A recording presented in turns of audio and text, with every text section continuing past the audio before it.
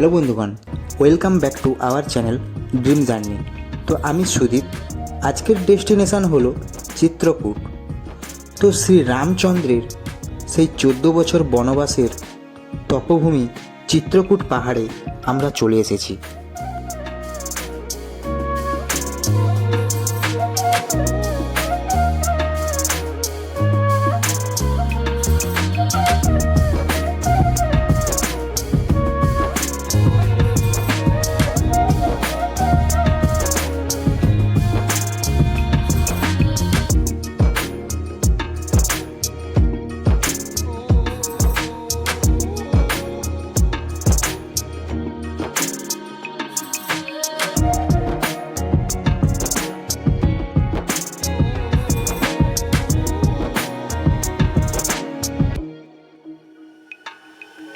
আমরা এখন চিত্রকূটের শ্রী হনুমান ধারা দর্শনের জন্য চলে এসেছি। উত্তরপ্রদেশের সীতাপুর পাহাড়ের ওপরে অবস্থিত এই হনুমান ধারা সীতাপুর থেকে 3 কিলোমিটার দূরে অবস্থিত। এই মন্দিরে আসার জন্য আপনারা হেঁটে আসতে পারেন, আবার 150 টাকার বিনিময়ে রোপওয়ে করে আসতে পারেন। রোপওয়ে এলে এখানে নেমে কিছুটা সিঁড়ি পার হয়ে হনুমান ধারা দেখতে পাবেন আপনারা। তো হনুমান যখন লঙ্কাকে তার লেজের আগুন দিয়ে জ্বালিয়েছিলেন, তখন তার সারা শরীরে প্রচুর জ্বালা যন্ত্রণা হয়েছিল। তিনি রামের কাছে অনুরোধ করেছিলেন তাকে এই সংকটের থেকে মুক্তি করার জন্য। তখন শ্রী রামচন্দ্র বাণ নিক্ষেপ করে এই জায়গায় জলের ধারা নিয়ে এসেছিলেন তার পরম ভক্ত হনুমানের জ্বালা নিবারণ করার জন্য। আর সেখানে হনুমান তার সারা শরীর এই ধারার শীতল জলে শান্ত অনুভব করেছিল।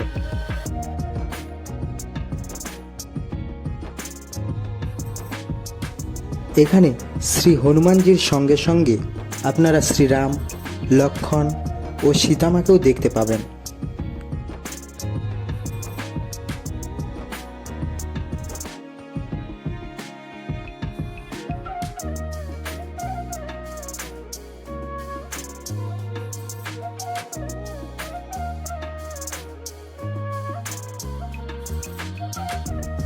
চিত্রকূটের আর একটি দর্শনীয় স্থান হলো গুপ্ত গোদাবরী। এখানে প্রবেশের জন্য আপনাদের 20 টাকা দিয়ে টিকিট কাটতে হবে। এই গুপ্ত গোদাবরী রামঘাট থেকে 18 কিলোমিটার দূরে অবস্থিত। জানা যায় ভগবান শ্রী রামের 14 বছর বনবাসের পূর্বেই দেবতাগণ এই গুহার সৃষ্টি করেছিলেন। আরও জানা যায় 9.5 লাখ বছর পুরনো এই বৈদিক গুহা। ভগবান শ্রী রামচন্দ্র চিত্রকূট আসার কথা জেনে মহর্ষি গৌতমের পুত্রী গোদাবরী নাসিক থেকে গুপ্তভাবে মাটির ভেতর হয়ে এখানে এসে প্রকট হয়েছিলেন। তাই এই গুহার নাম গুপ্ত গোদাবরী। প্রকৃতি ও সুন্দর আধ্যাত্মিক এর সাথে সাথে ঈশ্বরিক মাহাত্ম্যের কারণে চিত্রকূটের এই গুপ্ত গোদাবরীকে পবিত্র ও প্রসিদ্ধ স্থান হিসাবে মানা হয়।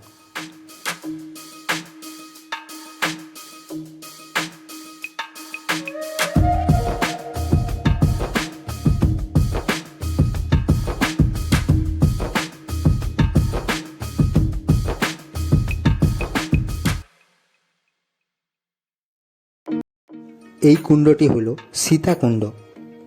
যখন 14 বছর বনবাসের সময় রামের সঙ্গে সীতামাতা এসেছিলেন এই পর্বতে, তখন এই স্থানে সীতামাতা প্রত্যেক দিন স্নান করতেন।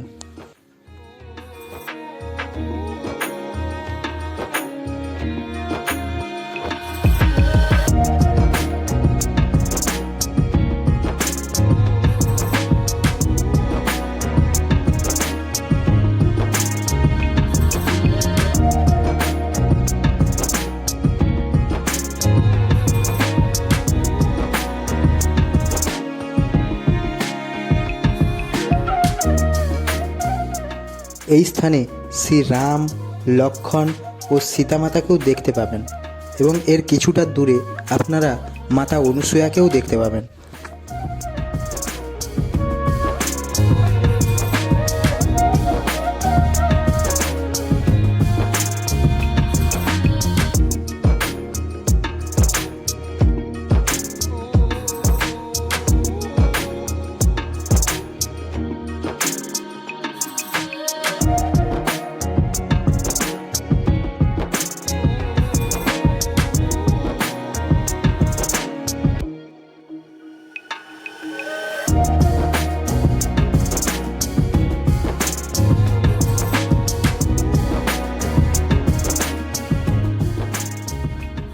এবার আমরা চলে এসেছি অনুসুয়া আশ্রমে। রামঘাট থেকে 16 থেকে 17 কিলোমিটার দূরে অবস্থিত এই আশ্রম। এখানে পূজারীর কাছ থেকে জানা যায় এই মন্দিরের কিছু তথ্য। একবার ব্রহ্মা বিষ্ণু মহেশ্বর অনুসুয়ার কাছে এসে বলেছিলেন, আমরা ক্ষুধার্ত, আমাদের কিছু খেতে দাও। তখন তাদের আসন করে বসিয়ে কিছু ফল আহারের ব্যবস্থা করলে তারা বলেন, এইভাবে আমরা ফলাহার করব না। যদি তুমি সত্যিই আমাদের ক্ষুধা নিবারণ করতে চাও তাহলে নির্বস্ত্র হয়ে তোমার কোলে বসিয়ে আমাদের আহার করাও। তখন সতী অনুসুয়া চিন্তিত হয়ে তার স্বামী অত্রি মুনিকে স্মরণ করেন। তিনি জানান ওনারা হলেন ত্রিদেব, ওনাদের যেমন ইচ্ছে তেমন করে খাইয়ে দাও। সেই কথা অনুসরণ করে অনুসুয়া তার কুমণ্ডল থেকে জল ছড়িয়ে ত্রিদেবকে 3টি 6 মাসের বাচ্চায় পরিণত করেছিল এবং তারপর তাদের ফলাহার করিয়েছিল। আর এই আশ্রমের ঠিক সম্মুখেই মন্দাকিনী নদী বয়ে গেছে। এটিরও একটি কাহিনী রয়েছে। অনুসুয়ার স্বামী অত্রি মুনির একবার প্রচুর জল তৃষ্ণা পেয়েছিল। তখন অনুসুয়াকে বলেছিল, আমাকে একটু জল দাও, না হলে তৃষ্ণার কারণে আমার প্রাণ বেরিয়ে যাবে। এই কথায় অনুসুয়া সারা জঙ্গলে জল খুঁজতে থাকে। আর শেষে না পাওয়ায় তিনি মাতা গঙ্গাকে স্মরণ করেন। মাতা গঙ্গা তার ভক্তি দেখে তার ছোট বোন মন্দাকিনীকে পাহাড়ের কাছ থেকে ওই আশ্রমের কাজ দিয়ে বয়ে যেতে বলে। তারপর সেই জল দিয়েই অত্রি মুনির তৃষ্ণা মেটান সতী অনুসুয়া। এখানে আপনারা সতী অনুসুয়াকে দেখলেন এবং তার জীবনের কিছু কাহিনীকে রঙিন কারুকার্যের মাধ্যমে আপনারা দেখতে পেলেন। এই আশ্রমেই সীতামাতা পতিব্রতার জ্ঞান লাভ করেছিল এবং দিব্যবস্ত্র লাভ করেছিল।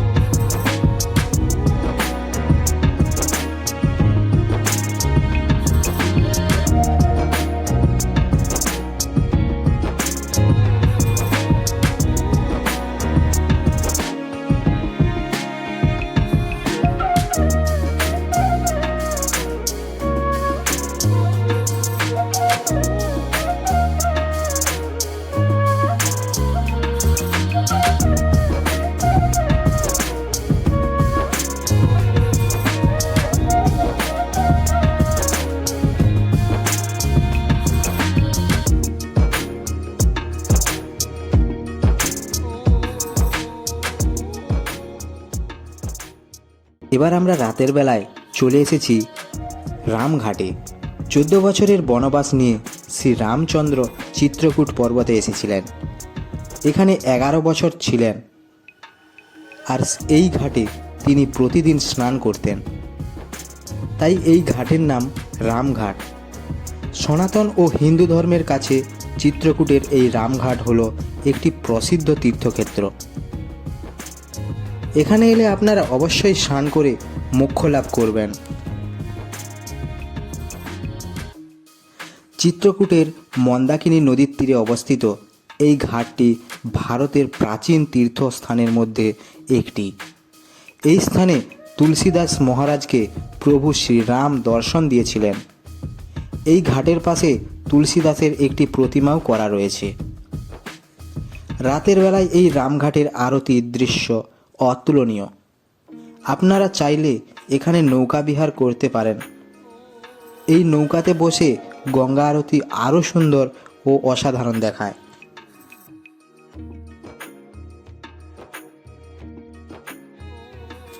আপনারা এখানে আসতে চাইলে ভারতের যে কোনো বড় রেল স্টেশন থেকে ট্রেন ধরে চলে আসুন চিত্রকূট ধাম কার্বি স্টেশনে।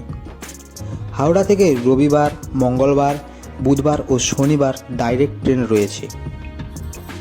এবার স্টেশন থেকে 20 টাকা দিয়ে টোটো বা অটো ধরে 8 থেকে 9 কিলোমিটার দূরে রামঘাটে চলে আসুন। 800 থেকে 1000 টাকার মধ্যে আপনাদের এই রুম ভাড়ায় পাওয়া যায়। এবার পুরো চিত্রকূট ঘুরে দেখতে আপনাদের 2 দিন টাইম লাগবে। আর এই রামঘাট থেকে অটো বা ট্যাক্সি ধরে চিত্রকূটের দর্শনীয় স্থানগুলি ঘুরে দেখুন। অটোতে 800 থেকে 1000 টাকা আর ট্যাক্সিতে 2000 থেকে 2500 টাকা মতন লাগবে।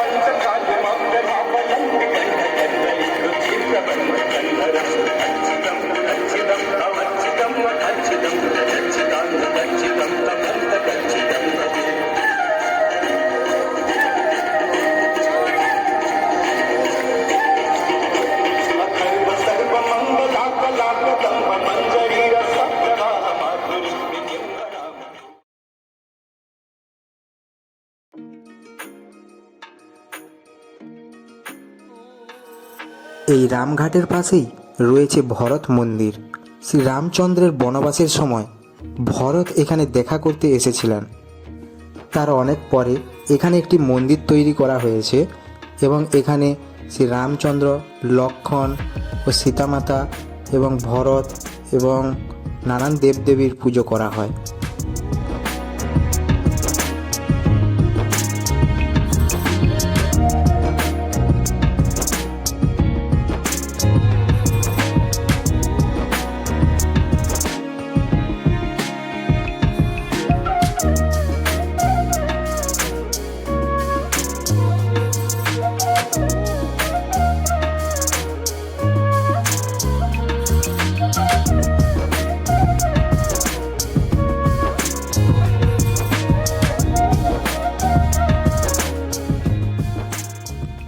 আমরাও এই চকচকে ঝলমলে লাইট ও ফুল দিয়ে সাজানো নৌকাতে উঠে বসলাম। রাতের অন্ধকারে ঝলমল করা জলের অতুলনীয় দৃশ্য ও মনোরম পরিবেশের আনন্দ নিতে নিতে আজকের ভিডিওর শেষ প্রান্তে আমরা চলে এলাম। তো বন্ধুরা, শ্রী রামচন্দ্রের তপভূমি এই চিত্রকূট পাহাড়ের দর্শনীয় স্থানগুলি আপনাদের কেমন লাগলো তা অবশ্যই কমেন্ট বক্সে কমেন্ট করে জানাবেন, আর লাইক শেয়ারও করবেন। আর যারা নতুন দেখছেন তারা প্লিজ সাবস্ক্রাইব করে পাশে থাকা বেল আইকনটি প্রেস করে অল নোটিফিকেশনটি অন করে দেবেন। তো চলুন, সবাই ভালো থাকবেন, সুস্থ থাকবেন। দেখা হচ্ছে পরের এরকমই ইন্টারেস্টিং ভিডিও নিয়ে।